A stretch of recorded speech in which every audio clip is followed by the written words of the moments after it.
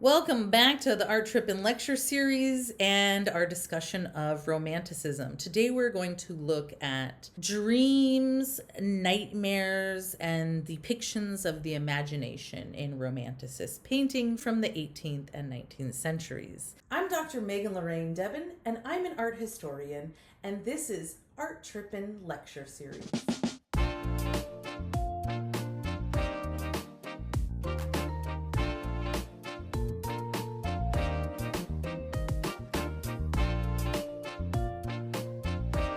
Hi, I'm Dr. Megan Lorraine Debin, and this is Art Trippin.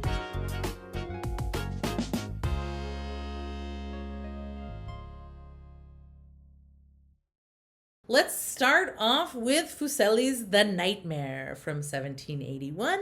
Henry or Heinrich Fuseli was a Swiss-born artist who lived in Rome for 8 years, where he was exposed to classical art, and then he moved to London and taught drawing at the Royal Academy. Now here we see Fuseli's Nightmare from 1781, in which a woman lies on the bed dramatically. She's got her foot pointed kind of elegantly, her arm hanging off of the side of the bed, and her head falling back as she is asleep in the world of dreams. And seated on her abdomen is a monstrous looking incubus. And what's an incubus? An incubus is a male demon believed to have sexual intercourse with sleeping women. And yes, there is a female version of this. This is the succubus, a female demon that sleeps with or sexually assaults men while they're sleeping. Now, this is very dramatic, very dark subject matter, and it's kind of a depiction of an animalistic sexual urge. And this reflects this romantic interest in imagination, in emotion, and in the world of ideas and desire that is becoming increasingly popular in the late 18th and early 19th centuries. This is the time period when we begin to see people attempting to interpret dreams and to understand the unconscious. These are becoming increasingly popular topics amongst educated circles, and this is anticipating Freud's research of the 1890s on the unconscious. Let's keep going further into the nightmarish realm and look at Goya's The Sleep of Reason Produces Monsters, The Dream, from 1799. As in Fuseli's Nightmare, the domestic domain of a lone and sleeping individual is invaded here, suggesting that neither physical barriers nor rational constructs can shut out the monstrous and destructive forces of the outside world or of one's inner demons. So what do we see in this image? We see a depiction of Goya kind of imagining himself amidst his drawing tools. You can see the drawing tools on the table, and that his reason has been dulled by slumber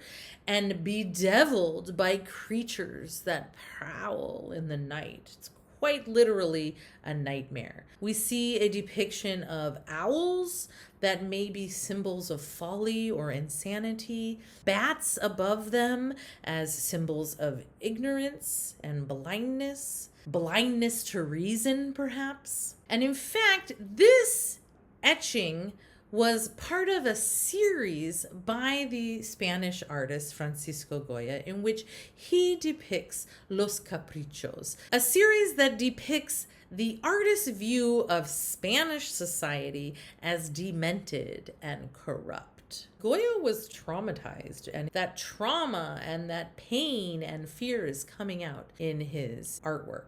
Here we're looking at Goya's Saturn devouring his children from 1820. This is a popular one because it's a very disturbing image. I file this under the category of WTF art history. Like, what is going on? Here we see a story from Greek mythology of the god Saturn. Saturn is father time, and well, as time does, Time devours all life. So what's the iconography? The iconography here is from Greek mythology.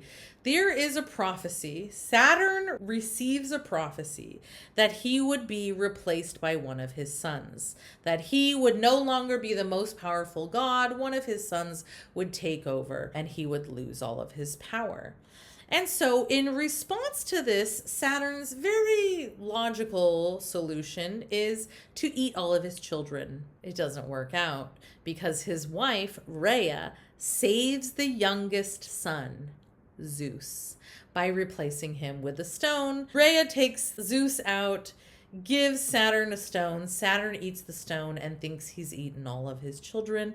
And of course, as you know from Greek mythology, that Zeus led the gods in a 10-year war against Saturn and the Titans. And as you know, Zeus won and ruled the earth in the age of the humans. So despite the prophecy, Saturn still loses his power to his son. Now, politically, what is the context in 1820 Spain? Politically, this painting references the suffering that has been inflicted upon the citizens of Spain by the monarchy. And psychologically, it delves into the irrational forces that can take over humankind, that perhaps war in and of itself is a kind of insanity, that like Saturn devouring his son, we humans, when we engage in warfare, are committing a similarly insane act of killing our own. We will see nightmarish and fantastical imagery, not only in the work of artists like Fuseli and Goya, but also in artists like William Blake, the British poet, painter, and printmaker. This is a seminal figure in the history of poetry and in the art of Romanticism. And you might have heard of William Blake. You might have studied or read some of William Blake's poetry in a high school or college English class. Now, William Blake was considered mad, out of his mind, bonkers by his contemporaries, but he was later held in high regard for his creativity, his expressive style, and the philosophical and mystical themes of his work. William Blake wrote poetry, and his wife, Catherine, often helped him with much of his illuminated work. So what's an illuminated manuscript? It's a document that has text, in this case poetry, and that is surrounded by imagery in the marginalia. There may be decorative text or other images. And William Blake is known for this kind of work, in particular for his visual poetry, and he's known for his etchings and watercolors. Here we're looking at William Blake's The Night of Enitharmon's Joy from 1795. Enitharmon is a character in Blake's mythology. That's right, not Greek mythology, Blake's mythology. William Blake invented his own mythology that's sort of based loosely on various female deities, earth goddesses, etc. And this character, most scholars kind of interpret her as Blake's vision of Hecate, the Greek goddess of black magic and the underworld. And this Greek goddess is associated with crossroads, entranceways, light, magic, witchcraft, knowledge of herbs and poisonous plants, and ghost, necromancy, and sorcery. So here we see this goddess who's associated with night, with the moon, and who represents spiritual beauty and poetic inspiration. Now, it's kind of a nightmarish scene with animals and fantastical creatures.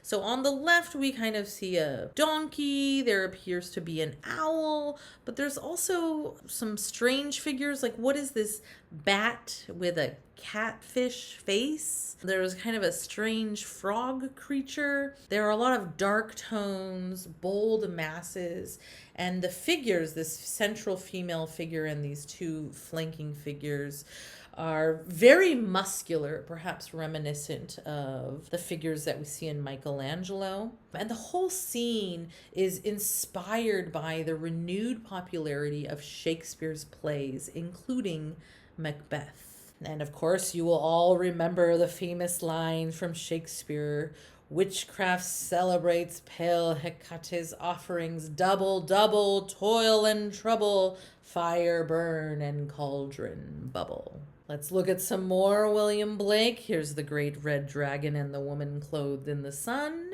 This is part of a series of illustrations of the Book of Revelations, which is quite a nightmarish book from the Bible. This is the story of the end of time, the end of the earth, the apocalypse. This great red dragon very much reminds me of some of these creepy zombies from The Last of Us.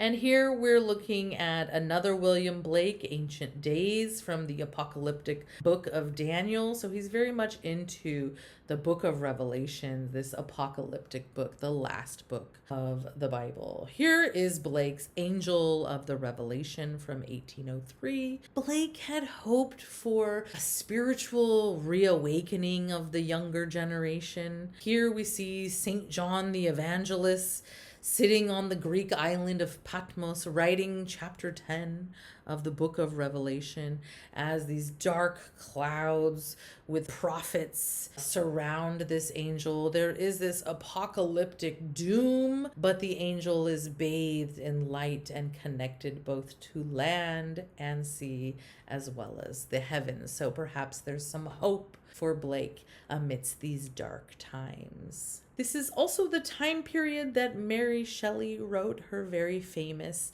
Frankenstein, and it's very much an era of Gothic revival, a renewed interest in the Middle Ages and of Gothic art and art history, and we see it in Blake's visual art as well as his poetry and in the literature of the time. And of course, Mary Shelley's Frankenstein is the perfect example of the Gothic novel, this Neo-Gothic revival of the late 18th and early 19th century that falls under this umbrella term of Romanticism. So what do you think? Was this spooky? Do you like this spooky era? If you're into horror films, I feel like you would be into the kind of horror imagery of Romanticism. Let me know what you liked in the comments. Let me know if there's anything that you want us to make a video on. And until next time, make sure to like and subscribe and stay tuned for more Art Trippin lecture series.